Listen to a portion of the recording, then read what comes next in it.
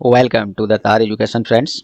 तार एजुकेशन के daily current affairs class में मैं प्रकाश कुमार आप सभी का स्वागत करता हूं। आज है 24 जुलाई 2021। देखेंगे अब तक के सभी महत्वपूर्ण करंट अफेयर्स जो आपके आगामी सभी परीक्षाओं के लिए अति महत्वपूर्ण होंगे। साथ में देखेंगे ज़्यादा से ज़्यादा एक्स्ट्रा फैक्ट्स जो आपको औरों से आगे रखेगा।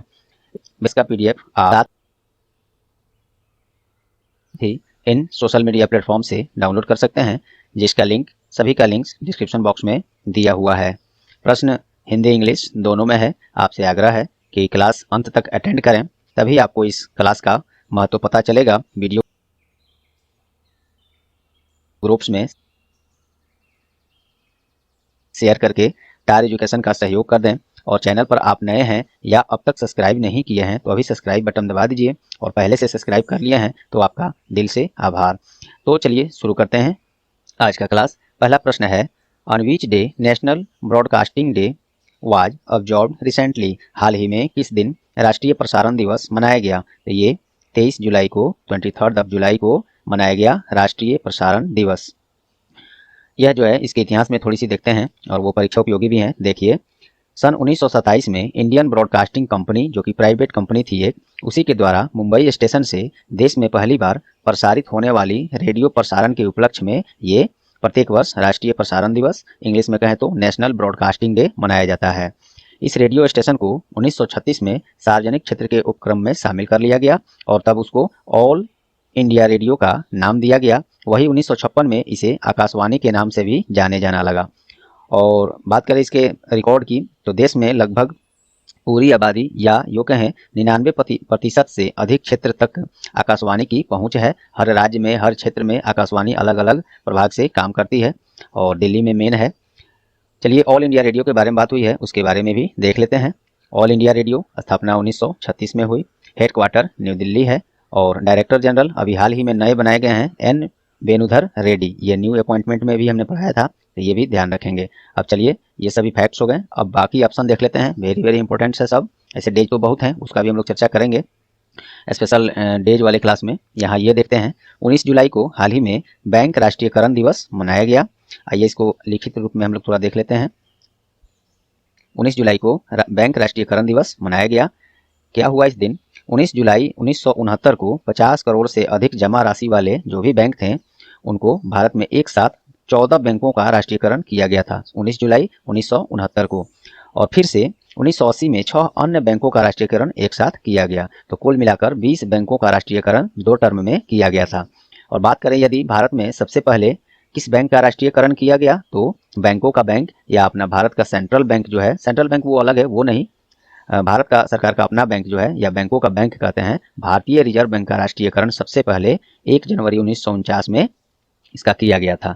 चलिए, अगला ऑप्शन है 16 जुलाई। इस दिन क्या हुआ? 16 जुलाई को विजय दिवस हाल ही में मनाया गया है। इसके बारे में भी देखिए, 16 जुलाई 2021 को विजय दिवस का इस वर्ष 50वां सालगिरह मनाया गया है। क्या हुआ था इस दिन? पहले ये देखिए, 16 दिसंबर 1971 को 93,000 पाकिस्तानी सेना ढाका में भारतीय सेना के समक्ष समर्पण कर दिया था। तो ये भारत के लिए, भारतीय सेना के लिए बड़ी जीत थी। उसी जीत को विजय दिवस के रूप में 16 जुलाई को मनाया जाता है। और इस वर्ष 2021 में विजय दिवस को स्वर्णिम विजय वर्ष के रूप में मनाया जा रहा है। ये भी पूछा जा सकता है। उम्मीद करता हूँ ये पसंद आया होगा और समझ में भी आया होगा। 11 जुलाई को क्या मनाया गया? तो 11 जुलाई को हाल ही में सबको याद है विश्व जनसंख्या दिवस मनाया गया। बस इतना से काम चलना चाहिए, लेकिन देखिए कुछ और हम बताते हैं जो कि वेरी वेरी इंपॉर्टेंट है। विश्व जनसंख्या दिवस 11 जुलाई को मनाया गया। इस वर्ष इसका थीम है इम्पैक्ट ऑफ द कोविड-19 पैंडेमिक ऑन फर्टालिटी।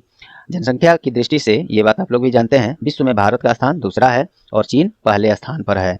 और भारत में पहली बार जनगणना ब्रिटिश वायसराय जो लॉर्ड मेयो थे, उन्हीं के अधीन 1872 में हुई थी। और बात करें पूर्ण जनगणना का, पहला संपूर्ण जनगणना या रेगुलर भी कहिए, तो वो हुआ था भारत की तरफ से 1881 में। और तब से प्रत्येक 10 वर्ष पर भारत में जनगणना कराया जाता है। और लास्ट जनगणना हम लोग का 2011 में कराया गया था, और तब तक 15 बार जनगणना 2011 तक रेगुलर जो है ये संपूर्ण जनगणना कराया जा चुका है। और यह जनगणना जो है प्रत्येक 10 वर्ष पर गृह मंत्रालय के द्वारा कराया जाता है। गृह मंत्री कौन है? श्री अमित शाह है, जो कि भारत में बने अभी एक हाल ही में नया मंत्रालय बना है। क्या नाम है? उम्मीद करता हूँ याद होगा आप लोग को। सहकारिता मंत्रालय या सहयोग मंत्रालय बना है, नया मंत्रालय बना है। उसके सबसे पहले मंत्री वही अमित शाह ही बनाए गए हैं, जो गृह मंत्री भी हैं। जनगणना 2011 जो हुआ था उससे कुछ डाटा है, चार्ट में देखिए। कुल जनगणना जनसंख्या भारत का इतना था, 1,21,08,54,977। पुरुष जनसंख्या उसमें से इतना है। आप लोग स्क्रीनशॉट ले लीजिएगा, ये जब मैं क्लिक कर रहा हूँ उससे पहले का। महिला जनसंख्या इतना है। कुल साक्षरता का बात करें तो पूर्ण जनसंख्या का 74.04% पुरुष कुल जनसंख्या साक्षर है पूरी जनसंख्या का। ये 2011 के जनगणना के अनुसार है, क्योंकि उसके बाद से जनगणना 11-10-21 2021 में होना है। देखिए होता है, या कोविड-19 के कारण लेट होता है, उसमें भी। पुरुष साक्षरता की बात करें कुल जनसंख्या का, 82.14% जनसंख्या साक्षर है। महिला जनसंख्या 65%, 65.4%। और जनसंख्या घनत्व का बात करें, जो कि प्रति वर्ग किलोमीटर में देखा जाए तो 382 लोग रह रहे हैं, निवास कर रहे हैं। और लिंगानुपात देखें तो 1000 पुरुषों पर 943 महिलाएं अभी हैं 2011 के अनुसार। तो उम्मीद करता हूं ये सब चीज़ फैक्ट्स आपको पसंद पड़ा होगा। देखिए एक प्रश्न में ये इतना फैक्ट्स और ऑप्शंस में उतने फैक्ट्स, और आपको ये बोझ भी नहीं पड़ा। आहिस्ता आहिस्ता सभी चीज़ आपके माइंड में शिफ्ट होता जाएगा। बस आपको करना क्या है, रेगुलर क्लास अटेंड करें, एक भी क्लास छोड़े नहीं। उम्मीद करूंगा कि आप लोग ऐसा करेंगे, और ये दावा है मेरा कि किसी भी परीक्षा में, एग्जाम्स में लेटेस्ट करंट अफेयर से आप पीछे नहीं रहेंगे, सभी प्रश्न को हल करके जरूर आएंगे। चलिए अगला प्रश्न देखते हैं। हाल ही में किसे तंजानिया के लिए भारतीय उच्चायुक्त नियुक्त किया गया है? तो ये किया गया है विनय श्रीकांत प्रधान को। भारतीय उच्चायुक्त नियुक्त हुए हैं कहाँ? तंजानिया में। एक होता है, इंग्लिश में इसको हाई कमिश्नर बोलते हैं। एक होता है, आप लोग ध्यान दिए होंगे, राजदूत, और एक होता है उच्चायुक्त। तो और हिंदी में हाई कमिश्नर, और इंग्लिश में एक होता है हाई कमिश्नर और एक एम्बेसडर। हिंदी में उच्चायुक्त और राजदूत। तो ये इसमें फ़र्क क्या होता है? उच्चायुक्त तो वहाँ नियुक्त किए जाते हैं उच्चायुक्त के रूप में जहाँ जिस भी देश पर ब्रिटिश शासन, ब्रिटिश आधिपत्य रहा है, तो वहाँ पे राजदूत के बदले उच्चायुक्त अर्थात हाई कमिश्नर नियुक्त किया जाता है। और जहाँ ब्रिटिश शासन नहीं रहा है कभी भी किसी देश पर, उस देश में भारत की तरफ से राजदूत अर्थात एम्बेसडर नियुक्त किए जाते हैं। उम्मीद करता हूँ ये बात अच्छे से आपको समझ में आ गया होगा। चलिए बाकी ये देख लेते हैं, तंजानिया में किए गए हैं इनको। तो तंजानिया का राजधानी डोडोमा, करेंसी तंजानियन सीलिंग, एग्जाम्स में आपको केवल सीलिंग मिलेगा। प्रधानमंत्री किसिम मजालीवा और प्रेसिडेंट सामिया सुलूहू हसन हैं। चलिए बाकी ऑप्शन देखते हैं। अतुल केशप। अतुल केशप को हाल ही में अमेरिकी सरकार ने भारत में अपना राजदूत नियुक्त किया है। अमेरिका के द्वारा भारत में अपना अंतरिम राजदूत नियुक्त किया है अतुल केशप को। अमेरिका के अभी राष्ट्रपति कौन है? जो बाइडेन है। और अमेरिका का, और ये जो बाइडेन जो है अमेरिका के 46वें क्रम के राष्ट्रपति हैं। इनसे पहले डोनाल्ड ट्रंप थे, जो भारत में आए भी थे। और चलिए कैपिटल तो आप लोग जानते ही हैं यूएस का, वाशिंगटन डीसी। प्रदीप कुमार ये हाल ही में लाइबेरिया में भारतीय राजदूत नियुक्त किए गए हैं। लाइबेरिया की राजधानी मोनरोविया और करेंसी लाइबेरियन डॉलर। मृदुल कुमार, इनको भी मैक्सिको में भारतीय राजदूत नियुक्त किया गया है। मैक्सिको की राजधानी मैक्सिको सिटी, करेंसी पेसो। चलिए उम्मीद करता हूँ इसमें भी आपको मिला होगा जानकारी इतने सारे, और पसंद भी आया होगा। हाल ही में दुनिया का पहला शब्द लग गया तो वेरी इंपॉर्टेंट हो गया ये। पहला 3D प्रिंटेड स्टील ब्रिज कहाँ जनता के लिए खोला गया है? तो ये एम्स्टर्डम में खोला गया है। नीदरलैंड के एम्स्टर्डम में है, ये खोला गया है। 12 मीटर लंबा ये 3D प्रिंटेड स्टील ब्रिज है, और नीदरलैंड के एम्स्टर्डम में हुआ है। नीदरलैंड का राजधानी एम्स्टर्डम ही है। करेंसी यूरो, और प्रधानमंत्री मार्क रूटे। बाकी ऑप्शन देखिए। चीन में, तीसरा प्रश्न है, चीन में हाल ही में विश्व का सबसे तेज मैगलेव ट्रेन का अनावरण अभी चीन में ही किया गया है। ये हमको लगता है कल ही का न्यूज या परसों का न्यूज है, हमने कर लिया है पिछले क्लास में। तो विश्व का सबसे तेज मैगलेव ट्रेन का अनावरण चीन ने किया है। उसका स्पीड 600 किलोमीटर प्रति घंटा है। चलिए भूटान, ये भारत में जो भीम यूपीआई हम लोग यूज करते हैं, तो भारत का ये भुगतान प्रणाली है भीम यूपीआई। इसको अपनाने वाला पहला देश भूटान बन गया है। भूटान का राजधानी थिम्पू, करेंसी भूटानीज नगुलत्रम, और प्रधानमंत्री वहाँ है लोटाय तेसरिंग। पुर्तगाल में विश्व का सबसे लंबा पैदल यात्री पुल का निर्माण हुआ है। ये 1 महीने पहले का हमको लगता है न्यूज है, तो अभी भी ये आगे के लिए भी ये न्यूज अपडेट रहेगा। विश्व का सबसे लंबा पैदल यात्री पुल पुर्तगाल में। पुर्तगाल का राजधानी लिस्बन है। करेंसी यूरो, प्रधानमंत्री एंटोनियो कोस्टा और प्रेसिडेंट मार्सेलो रेबेलो डी सूजा। चलिए, उम्मीद करता हूँ ये भी प्रश्न आपको बहुत कुछ दिया। हाल ही में किस विश्व विरासत स्थल को यूनेस्को की विश्व विरासत सूची से निकाल दिया गया है? तो ये निकाला गया है लिवरपूल को। लिवरपूल विश्व विरासत स्थल की सूची से यूनेस्को ने निकाल दिया है। लिवरपूल जो है इंग्लैंड में इंग्लिश पोर्ट सिटी है और वो अब डेंजर जोन में आ चुका है। जो क्राइटेरिया होता है उसमें वो फेल हो रहा है। अब ये यूनेस्को ने उसको विश्व विरासत स्थल से बाहर कर दिया है। लिवरपूल कहाँ है ये मैंने बताया। और इसी के साथ यूनेस्को की विश्व विरासत सूची से हटाया जाने वाला यह तीसरा स्थल बन गया है। इससे पहले देखिए कौन दो ठो हटाया गया है। तो 2007 में ओमान का एक वन्यजीव अभयारण्य को हटाया गया और 2009 में जर्मनी में ड्रेसडेन एल्बे घाटी को विश्व विरासत सूची से बाहर किया गया था। इसको बाहर करना और लिस्ट में लाना, विश्व विरासत की मान्यता देना, ये कौन देता है? तो ये यूनेस्को यही देता है। यूनेस्को के बारे में देख लेते हैं। फुल फॉर्म होता है United Nations Educational Scientific and Cultural Organization. स्थापना 16 नवंबर 1945 को और इसका फर्स्ट सेशन 4 नवंबर 1946 को हुआ था। ये मैंने इसलिए दिया है कि कभी कभी एग्जाम में ये दे सकता है, कभी एग्जाम्स में ये दे सकता है स्थापना के बारे में पूछते हुए। तो ये आप कंफ्यूजन में ना पड़े, कोई इसमें से रहे तो दे सकते हैं। ऐसे तो माना जाए तो यही है स्थापना। इसका हेडक्वार्टर पेरिस फ्रांस में है। डायरेक्टर जनरल ऑद्रे ऑजले यूनेस्को के हैं। चलिए बाकी ऑप्शन देखते हैं। दरबार मूव प्रथा, इसको भी हाल ही में ये कहाँ का है? तो ये जम्मू कश्मीर का एक प्रथा है। दरबार मूव प्रथा, इसको अब बंद कर दिया गया है। इसमें होता क्या था, जम्मू कश्मीर में ठंडी के दिन में ठंडी और गर्मी के दिन में गर्मी। ठंडी के दिन में तो काफ़ी गर्मी ठंडी और गर्मी के दिन में थोड़ा सा वो होता है, रिलीफ होता है। तो गर्मी और ठंडी के मौसम में, सीजन में, वहाँ का कार्यालय जो है, सरकारी कार्यालय, उसको अदला बदली कर दिया जाता था। तो उसी को दरबार मूव प्रथा के नाम से जाना जाता था। अब इसे बंद कर दिया गया। अब कार्यालय जो है गर्मी और सर्दी के दिन में, मौसम नहीं, इसको सीजन कहेंगे, में अब एक्सचेंज नहीं किया जाएगा। दरबार मूव प्रथा। माल्टा को हाल ही में फाइनेंशियल एक्शन टास्क फोर्स के ग्रे लिस्ट में डाला गया है। माल्टा और फिलीपींस, ये दोनों को हाल ही में डाला गया है। पाकिस्तान तो हमेशा से उसमें रहता ही है, अभी भी है, सुधार करने की गुंजाइश नहीं कर रहा है। चलिए, तो माल्टा FATF के ग्रे लिस्ट में डाल दिया गया है। FATF क्या है ये देखिए, लिखित रूप में मैं आपको अच्छा से दिखा देता हूँ। 4th क्वेश्चन है, देखिए यहाँ पे है FATF अर्थात फाइनेंशियल एक्शन टास्क फोर्स। ये क्या होता है? मैक्सिमम लोग उम्मीद करता हूँ इसको जानते होंगे, कुछ लोग नहीं जानते हैं और जो जानते हैं उनका रिवीजन भी हो जाएगा। चलिए इसको देख लेते हैं। FATF जो है फुल फॉर्म यहाँ देखा मैंने। और FATF जो है मनी लॉन्ड्रिंग और आतंकवादी वित्त पोषण के खिलाफ लड़ने के लिए किसी देश पर निगरानी रखता है और अवहेलना करने वाले किसी देश को किसी भी अंतर्राष्ट्रीय वित्तीय संस्थान से वित्तीय सहायता या ऋण सुविधा लेने से वंचित करता है। यही है FATF का काम। FATF में जो होता है ग्रे लिस्ट, इसमें यह होता है कि किसी देश को एक मौका इसमें डाल दिया जाता है ग्रे लिस्ट में, और मौका दिया जाता है कि आप इन सभी को सुधार कर लें। मनी लॉन्ड्रिंग और आतंकवाद से वित्त पोषण जो है अगर हो रहा है आपके देश में, तो इसको बंद करें, इसको सुधार कर लें। यदि वो सुधार कर लेता है तो पुनः ग्रे लिस्ट से निकाल दिया जाता है और ये सभी सुविधाएं उसको मिलने लगता है। लेकिन जब ग्रे लिस्ट में रहते हुए एक सीमित समय के अंदर वो इसको अगर सुधार नहीं करता है, तब उसको क्या किया जाता है, ये देखिए यहाँ FATF का ब्लैक लिस्ट है, इसमें डाल दिया जाता है और उसको पूर्ण रूप से सभी अंतर्राष्ट्रीय वित्त पोषण वित्तीय सुविधा से वंचित कर दिया जाता है। तो यही है FATF का फंक्शन, काम। उम्मीद करता हूँ ये आपको पसंद आई होगी। चलिए अब आगे देखते हैं। माल्टा हो गया, लिवरपूल हो गया, बाकी हो गया। अगला प्रश्न देखिए।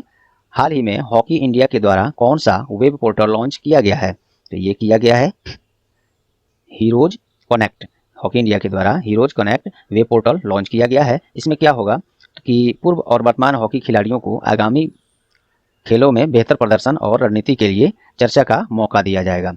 हॉकी इंडिया जो है पहले हॉकी इंडिया फेडरेशन के नाम से जाना जाता था और वो 1925 से 2008 तक हॉकी इंडिया फेडरेशन के नाम से ही ये था, और अब इसको रिप्लेस कर लिया, हॉकी इंडिया के नाम से केवल जाना जाएगा। अब जाना भी जाता है, वही 2009 में इसका स्थापना माना जाता है। हेडक्वार्टर न्यू दिल्ली है। प्रेसिडेंट ज्ञानेंद्रो नेगुम्बम, यही है इसके।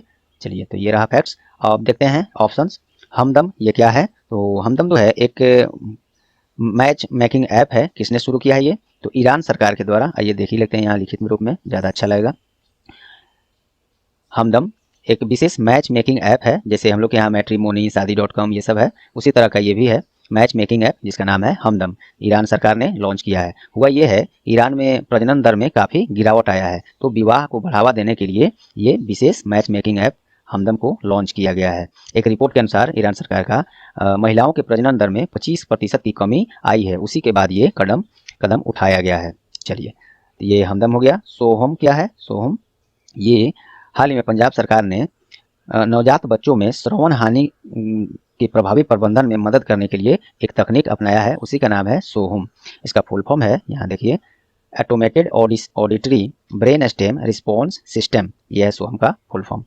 चलिए, ई निर्माण क्या है? ये हाल ही में गुजरात सरकार के द्वारा असंगठित क्षेत्र के वर्कर्स जो लोग हैं उन्हीं लोग के लिए ये पोर्टल शुरू किया गया है, ई निर्माण। इसमें क्या होगा, तो इस ई निर्माण पोर्टल और एप्लीकेशन के द्वारा कल्याणकारी योजनाओं का लाभ उठाने के लिए स्मार्ट कार्ड जारी किया जाएगा असंगठित क्षेत्रों के वर्कर्स के लिए। तो ये इसमें इतने फैक्ट्स मिले। चलिए, हाल ही में केंद्र सरकार ने भिखारियों के लिए कौन सी योजना लॉन्च किया है? तो ये किया है, एक सेकेंड, इसका ऑप्शंस मैं अभी थोड़ा मिस कर जा रहा हूँ। केंद्र सरकार ने भिखारियों के लिए योजना लॉन्च किया है, ये स्माइल, ये योजना है स्माइल। वर्तमान में चल रहा भिखारियों और ट्रांसजेंडर के लिए जो योजना चल रहा था उसको मिटाने दीजिए, उसको मिलाकर एक नया योजना स्माइल के नाम से शुरू किया गया है। इस योजना में भिखारियों के लिए कल्याणकारी उपायों जैसे पुनर्वास, कौशल विकास, चिकित्सा सुविधाओं, शिक्षा, आर्थिक सहायता का प्रावधान किया गया है और इसे सामाजिक न्याय और अधिकारिता मंत्रालय के द्वारा शुरू किया गया है। सामाजिक न्याय और अधिकारिता मंत्री अभी कौन है? डॉक्टर वीरेंद्र सिंह हैं। पहले थावर चंद गहलोत थे, जो कि अब कर्नाटका के राज्यपाल बनाए जा चुके हैं। तो ये सभी इसी तरह से आपको भी हर बात जुबान पर रहना चाहिए और इसके लिए चिंता नहीं करना है, बस आपको पढ़ाई पर ध्यान देना है, रेगुलर रहना है क्लास में। अन्य जो भी सेट वगैरह प्रैक्टिस सेट कर रहे हैं वो भी क्विज सॉल्व कीजिए, सब करते रहिए, सब चीज़ धीरे धीरे आपको अपने आप आसान होता दिखेगा। चलिए, बाकी ऑप्शन देख लेते हैं। स्पर्श क्या है? तो स्पर्श हाल ही में रक्षा मंत्रालय के द्वारा पेंशन भोगियों के पेंशन क्लेम को स्वचालित करने के लिए एक पहल शुरू किया गया था, वही है स्पर्श। और बोल्ड क्या है? तो केवीआईसी के द्वारा जनजातीय लोगों की आय में वृद्धि करने के लिए एक योजना लॉन्च किया गया था, उसी का नाम है बोल्ड। बोल्ड का फुल फॉर्म है bamboo oasis on lands in droughts. इसमें क्या होगा, रुकिए इसको लिखित में ही आप देखिए, ज़्यादा समझ में आएगा। 6 का सी। देखिए, केवीआईसी ने जनजातीय लोगों की आय वृद्धि के लिए एक बोल्ड योजना लॉन्च किया है, फुल फॉर्म है bamboo oasis on lands in drought. इस योजना के तहत जनजातीय क्षेत्रों में जो भी मरुस्थलीय जगह है उसका मरुस्थलीकरण को कम करके आजीविका तथा कृषि योग्य भूमि और विभिन्न ग्राम उद्योग उपलब्ध कराए जाएंगे। और जनजातीय मामलों के मंत्री कौन है? श्री अर्जुन मुंडा है। पहले भी यही थे और मंत्रालय नया नया बना, इस बार फेरबदल मंत्रियों का हुआ है, उसमें फिर से इनको इसी मंत्री में रखा गया है, मंत्रालय में। चलिए, अगला है निपुण भारत। ये क्या है?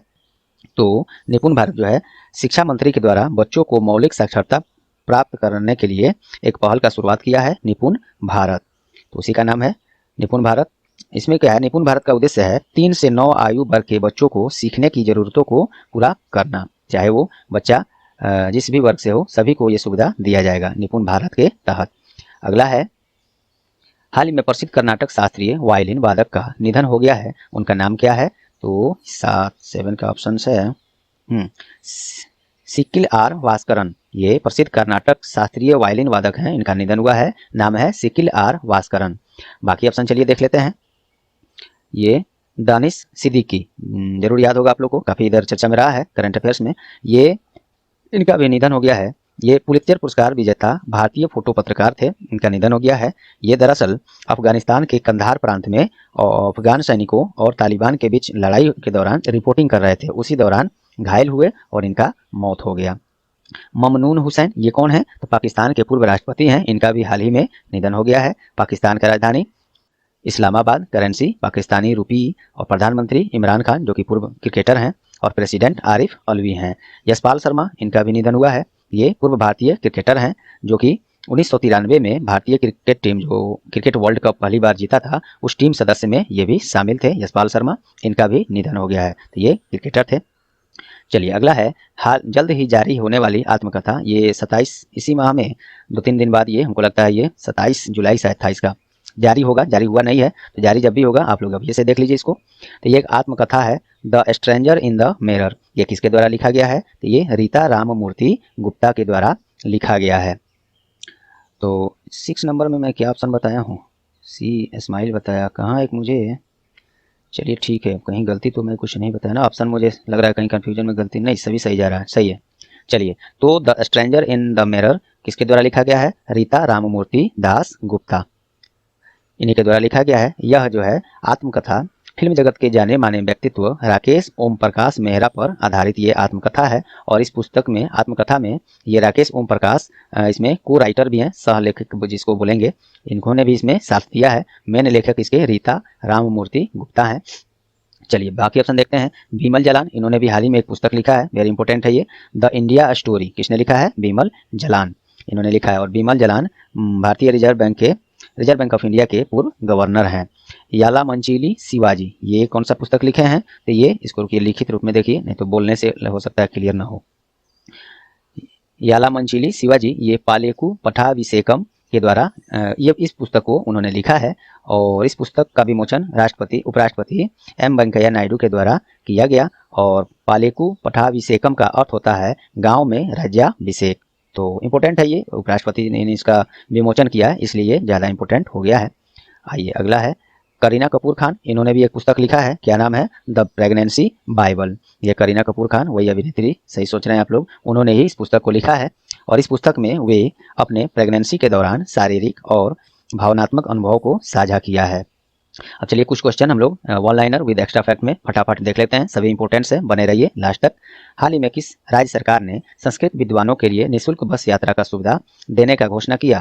तो ये हरियाणा ने किया है। हरियाणा का राजधानी चंडीगढ़, मुख्यमंत्री मनोहर लाल खट्टर, गवर्नर बंडारू दत्तात्रेय हैं। अगला है, ये तो ऊपर नीचे हो गया, कोई नहीं, चलिए। हाल ही में किस भारतीय खिलाड़ी ने पैरा स्पोर्ट कप में स्वर्ण पदक जीता है? क्या है? पैरा स्पोर्ट कप में स्वर्ण पदक जीता है रुबीना फ्रांसिस ने। रुबीना फ्रांसिस, यहाँ रवीना हो गया है, यहाँ रुबीना ही सही है। रुबीना फ्रांसिस मध्य प्रदेश से बिलोंग करती हैं। और पैरा स्पोर्ट कप जो है निशानेबाजी से संबंधित है, तो ये सभी पूछा जाता है प्रश्न डायरेक्टली, ये किस खेल से संबंधित है? तो ये प्लेयर के नाम से भी और ये स्पोर्ट के नाम से भी पूछा जाता है। तो पैरा स्पोर्ट कप ये निशानेबाजी से, इसमें पिस्टल से निशाना लगाया जाता है, वही है। चलिए अगला है, हाल ही में किस दिन पाई अप्रोक्सीमेशन डे मनाया गया? तो ये 22 जुलाई को मनाया गया है। प्रत्येक वर्ष 22 जुलाई को पाई के अवधारणा को सम्मानित करने के लिए पाई अप्रोक्सीमेशन डे मनाया जाता है। पाई का कितना योग है, ये उपयोग है और महत्व है क्षेत्रमिति में, ये सब आंकड़े निकालने में, आप लोग समझ रहे हैं। तो पाई का मान सब मालूम है आप लोग को, 22/7 या पॉइंट में देखें तो 3.14 होता है। चलिए अगला है, हाल ही में किस राज्य के 3 स्मारकों को आदर्श स्मारक के रूप में चुना गया है? तो ये आंध्र प्रदेश के। ये नहीं पूछेगा 3 स्मारकों को, बस मैंने इसको ये सब बताने के लिए इस हिसाब से इस क्वेश्चन को फॉर्म किया है, बस ये जानकारी आप लोग हासिल कर लें, जैसे भी पूछे ठोक दीजिएगा। 3 स्मारकों को आदर्श स्मारक के रूप में चुना गया है आंध्र प्रदेश के स्मारकों को, वो कौन कौन है? तो एक है जिला गुंटूर में नागार्जुन कोंडा स्मारक, एक है सालीहुंडम जो जिला काकुलम में बौद्ध अवशेष है उसको भी, और जिला अनंतपुरम के लेपाक्षी में वीरभद्र मंदिर है। इन तीनों को आदर्श स्मारक के रूप में चुना गया है। इन सभी स्मारकों के लिए wifi, cafeteria, interpretation centre, bell signage, रोशनी जैसे अन्य और भी सुविधाएं प्रदान की जाएगी। इसके अलावा गंडीकोटा के किले को भी एडॉप्ट अ हेरिटेज योजना में शामिल कर लिया गया है। उम्मीद करता हूँ ये समझ में आया आपको। चलिए क्वेश्चन ऑफ द डे देखते हैं आज का। किस राज्य सरकार ने सभी पंचायतों में पंचायत सचिवालय स्थापित करने का फैसला किया है? तो ये इसका जवाब आप लोग कमेंट बॉक्स में जरूर दें। ये कल ही कराया गया है, उम्मीद करता हूँ याद होगा आप लोग को अब तक। चलिए तो दोस्तों, उम्मीद करता हूँ ये क्लास आप लोग को परीक्षा उपयोगी लगी होंगी। यदि हाँ तो प्लीज़ वीडियो को लाइक कर दें, ज़्यादा से ज़्यादा शेयर करके स्टार एजुकेशन का सहयोग करें। और चैनल पर आप नए हैं या चैनल को सब्सक्राइब नहीं किए हैं तो अभी सब्सक्राइब बटन दबा दें, और चैनल को सब्सक्राइब पहले से ही कर लिए हैं तो आपका दिल से बहुत बहुत धन्यवाद। और बेल आइकन भी दबा दें जिससे आगे आने वाले सभी क्लास के नोटिफिकेशन सबसे पहले आपको मिले। तो चलिए, उम्मीद करता हूँ ये आपको आज पसंद आई होंगी। मिलते हैं अगले क्लास में, तब तक के लिए good bye, all the best.